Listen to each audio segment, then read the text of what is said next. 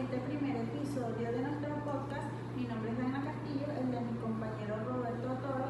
Somos estudiantes de Derecho de la Universidad Yacambu y nuestra tutora académica de la materia de Derecho Probatorio es la profesora Yosaira Arias. Hoy les traemos un tema sumamente importante en el ámbito legal venezolano y es la legislación venezolana del derecho probatorio en Venezuela. Así es, compañera. Al parecer es un tema muy complejo, pero lo trataremos de desarrollar de una manera clara y concisa.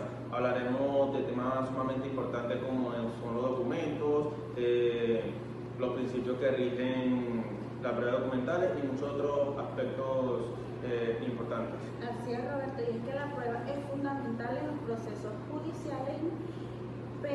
Y es por eso que hoy exploraremos cómo funciona dentro del sistema venezolano.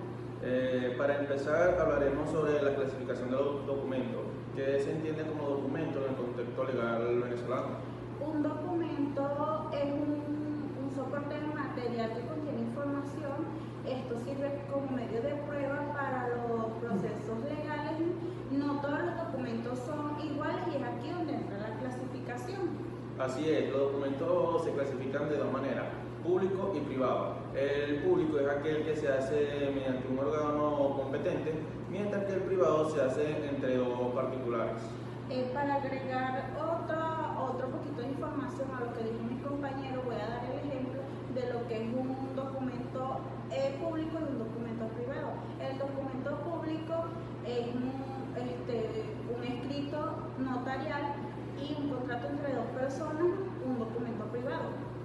Es muy importante saber cuáles son los principios que rigen la prueba. ¿Cuáles son los más importantes, Dana? Los principios fundamentales incluyen la legalidad, la pertinencia y la necesidad de que la prueba sea idónea, Roberto.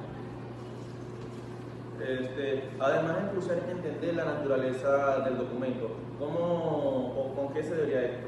La naturaleza jurídica del documento se refiere a la función que ella tiene dentro del proceso legal. Los documentos tienen una validez probatoria y dependiendo de su clasificación y de cómo se presente. Ahora hablaremos sobre los instrumentos públicos. ¿Qué son estos? Un instrumento público, puedo agregar que es un documento creado por una autoridad competente, ya sea un notario,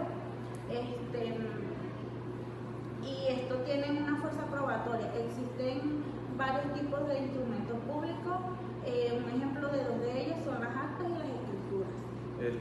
Y no solo eso, también debemos considerar la eficacia de estos documentos. ¿Qué nos puede decir al respecto? Bueno, la eficacia pública es muy notoria, ya que se presume verdadero hasta que se demuestre lo contrario. ¿Y cuáles son los efectos que pueden tener los documentos públicos en el ámbito legal? Los efectos incluyen la presunción de veracidad y la posibilidad de que sean utilizados como prueba en un juicio sin necesidad de más corroboración. Ahora vamos a tocar qué son los instrumentos privados. ¿Qué se caracteriza como documentos privados? Un instrumento privado es aquel que emiten los particulares. Esta puede llegar a tener una validez si se cumplen ciertas condiciones como ser firmado por las partes involucradas. Así es, y es importante destacar que se puede reconocer instrumentos privados en un proceso judicial. ¿Cómo funcionaría esto? Bueno, Roberto, te digo que la presentación de un instrumento puede ser impugnada, pero también puede ser utilizado como medio de prueba si esto cumple con ciertas formalidades. Es muy importante lo que dice Ángela. Ahora hablaremos sobre el mecanismo procesal y la exhibición de documentos. ¿Qué significa esto? Te puedo agregar que la exhibición de documentos se refiere a la solicitud que hace una de las partes para que se pueda presentar documentos relevantes al proceso. Esto es de mucha importancia, ya que ayuda a que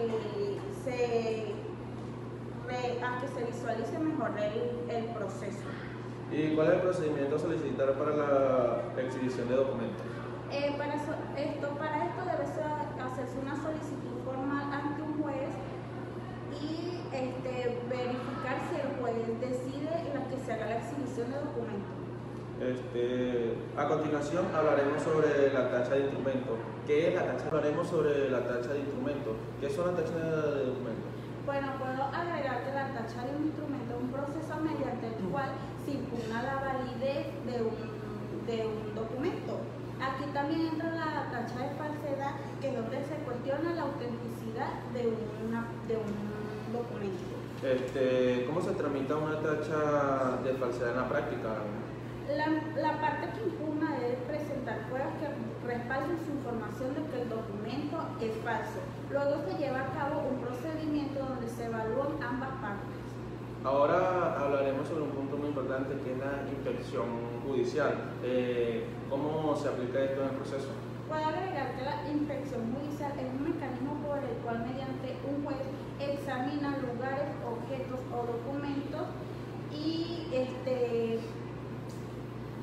que son relevantes en el caso. ¿Cuáles son los principios o los requisitos que rigen la inspección judicial? Bueno, para esto se requiere que se haga una solicitud formal ante el juez y él decidirá si es necesaria una inspección de documentos. Y no olvidemos un punto muy importante, que es el valor probatorio de la inspección judicial. ¿Cuál es su relevancia? Tiene un alto valor probatorio, ya que esto ayuda a tener una visión directa en el caso. Finalmente abordaremos un tema muy importante y crucial, que es la experticia. ¿Qué es? La experticia es una prueba que se realiza a través de una autoridad competente en ciertas áreas específicas. Existen dos tipos de experticia, está la judicial y la extrajudicial. Debemos destacar que debe cumplir ciertos criterios de idoneidad y el experto debe ser reconocido en su campo en el tribunal.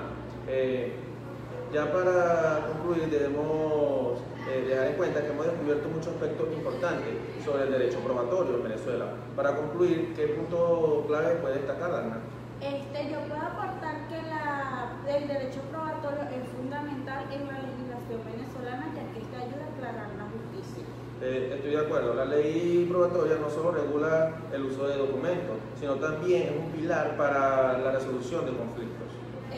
Para finalizar, queremos agradecer a nuestra audiencia y esperemos que este tema les sea útil y de mucha ayuda. No olviden dejarnos sus comentarios y sugerencias para futuros episodios. Muchas gracias.